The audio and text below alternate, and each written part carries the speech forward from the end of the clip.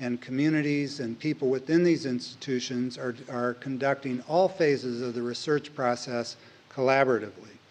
In addition, there's a difference from traditional research in that this is an interested approach to research, right? We have an interest in equity. So there is a social justice orientation built into the research, built into the effort to make changes in communities, built into the effort to change policies. Traditionally, universities have said if you are interested, if you have any kind of personal interest or political interest or moral interest in what you're doing research on, that makes you uncredible, right? That disqualifies you as a competent researcher. So CREC is saying no, that the only kind of research that really can make a difference on the crises facing the state of California is interested research, where we are interested in advocating for solutions that lead to a more equitable state, that lead to more equitable distribution of resources, more equitable schooling, more equitable healthcare, more equitable environmental decisions.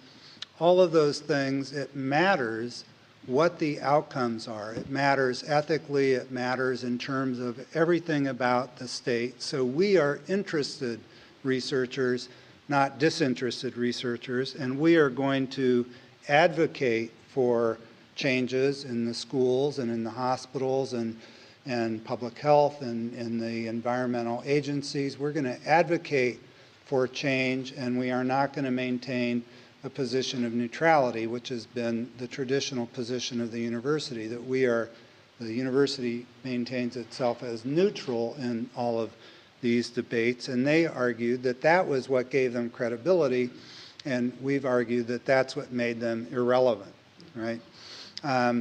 So we take an interested position, a position of advocacy, and we have a preferential option for low-income, racially, culturally, and linguistically diverse populations.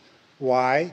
Because those are the populations that have been most damaged by business as usual within the state of California. Those are the populations that are most damaged by the existing institutions as they are, by the existing arrangements. So we say we have a preferential option for working in those communities, with those communities, in order to solve their problems. Historically, of course, the University of California has had a preferential option for the wealthy, for the big corporations, right? And their research, fuels the profits of the leading technological companies. I mean, it's not an accident that places like Hewlett-Packard and Google and Sun Microsystems and different big companies are located very close by Stanford University and the University of California, Berkeley, very close by our university in Silicon Valley, right? Because the universities historically have had a preferential option for the wealthy. And so now when we say we're going to have a preferential option for the poor, we're treated as if we're doing something radically new or different from what the university used to do, but in fact all we're doing is saying we're changing our preference, right? We're changing who it is we're advocating for. Under the guise of neutrality, under the guise of disinterest, that research that was done by the university actually was in favor of some and against others. So, of course, all of this creates very new directions for university leadership. And there's a lot of discomfort with the direction that we're taking.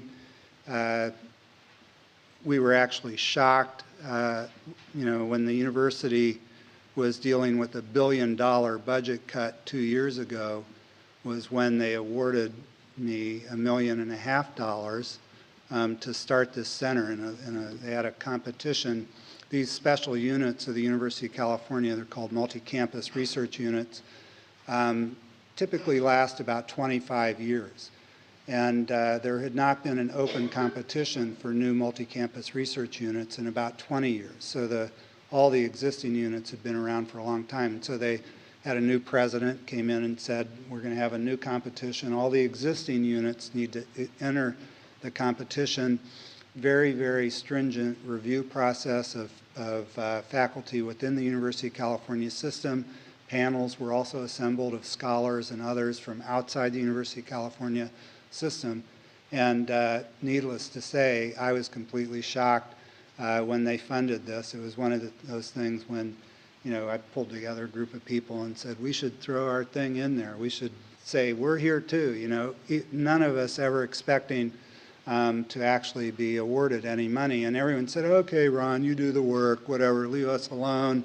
You know, we'll give you our papers, you write something up and call us when you get the money, you know. So 5 months later, when I got the call that we were being awarded the money, I honestly didn't believe the person who was calling me. I did not believe it. I knew it wasn't a prank call exactly, but I just thought, this is never going to clear. I don't care what level you saw that at until I actually get a letter from the president saying that this is indeed the case. I'm not going to believe it. But anyway, you know, miracles sometimes happen. And maybe when things get bad enough that you know, the U.S. will not only elect a black president, but they'll give people with these kind of ideas about the university a little bit of money to see what we can do.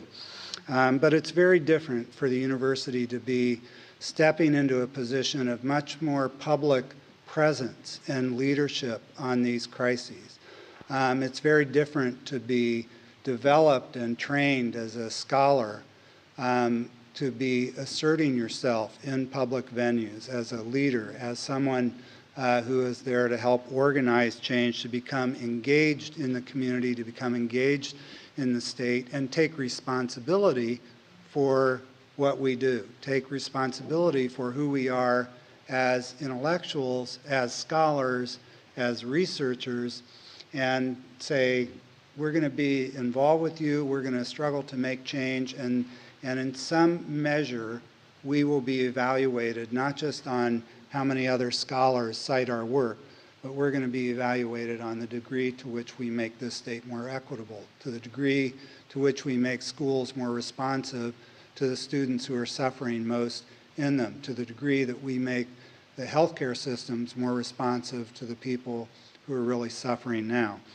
So to do this, we've discovered that we need to develop new ethical and epistemic standards. Here, I guess you call them ethics committees when you submit your research for review. In the United States, they're called institutional review boards for the protection of human subjects. But when you look at the way they operate, they actually don't know how to function with this kind of research because it complicates issues of anonymity.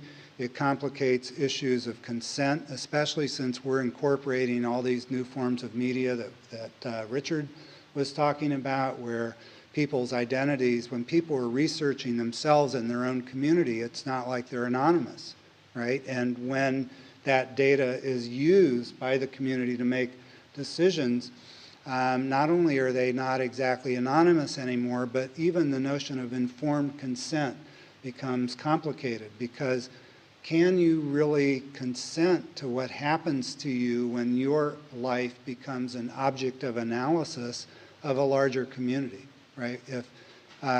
So that's, you know, just a few of the problems. There are also when we complicate the power relationships that are involved, right? When you do collaborative research, go into a community, people automatically respond to us in relationship to our social power.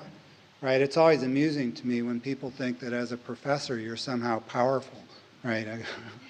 You know, I'm not even powerful with my own children, you know, let alone, you know, in the university. I wish the administrators saw us as powerful as people in the community sometimes do. But there are these power relationships. There are also power relationships when people who have white skin